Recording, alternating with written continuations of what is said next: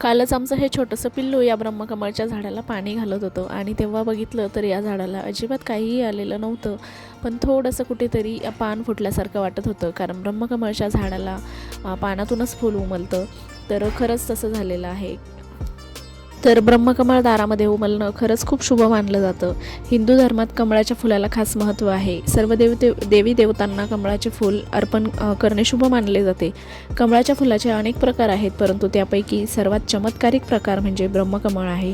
ब्रह्मकमळ वर्षातून एकदाच उमलतात आणि फक्त 4 ते 5 तास फ्रेश राहते. असे मानले जाते की जो कोणी ब्रह्मकमळाचे फूल उमलताना पाहतो त्याचे सौभाग्य वाढते आणि ज्या घरात ब्रह्मकमळ फूल उमलतं तिथे माता लक्ष्मीचा वास असतो. तर तशाच पद्धतीने आज आमच्या मम्मीच्या घरी हे ब्रह्मकमळाचं फूल उमललेलं आहे. तर बऱ्याच जणांच्या घरी ब्रह्मकमळ असतं, पण बऱ्याच जणांकडे त्याला फूल येतच नाही.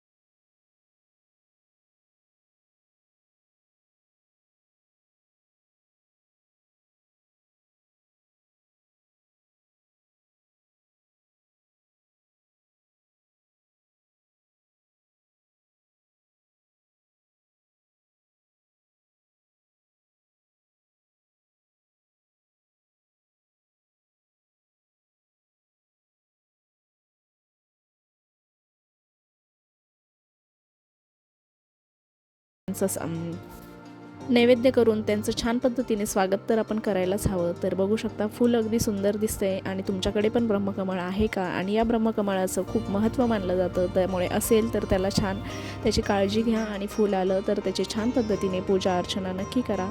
चला तर मग व्हिडिओ कसा वाटला नक्की सांगा. आवडला असेल, नवीन असाल तर व्हिडिओला नक्की एक लाईक, शेअर आणि सबस्क्राईब करायला अजिबात विसरू नका. भेटूया पुन्हा एकदा अशाच नवीन आणि छानशा व्हिडिओ. तोपर्यंत सगळ्यांना नमस्कार आणि तुम्ही देखील सगळ्यांनी मिळून या ब्रह्मकमळाचं अवश्य दर्शन घ्या. चला तर मग बाय.